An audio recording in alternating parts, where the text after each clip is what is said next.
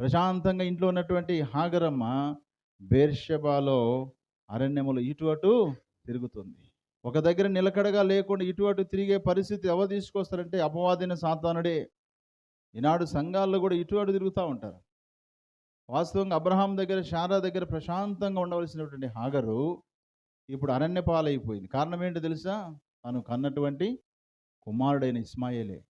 ఇస్మాయిల్కి క్రమశిక్షణ నేర్పించలేదు. బాలుడు నడవలసిన త్రోవను వానికి నేర్పం, వాడు పెద్దవాడినప్పుడు దాని నుండి తొలగిపోడని వాక్యం సెలవిస్తుంది. వానికి నేర్పవలసిన పద్ధతి నేర్పించలేకపోయింది ఆమె.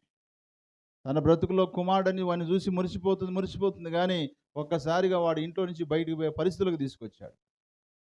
అందుకనే మన జీవితాల్లో సమస్యను బట్టి బాధపడడం కాదు, సమస్యకు కారణమైనటువంటి వారు ఎవరున్నారో వారికి సమస్య రాకముందే వారికి చేయవలసిన పద్ధతులు, విధానాలు అన్నీ నేర్పించాలి.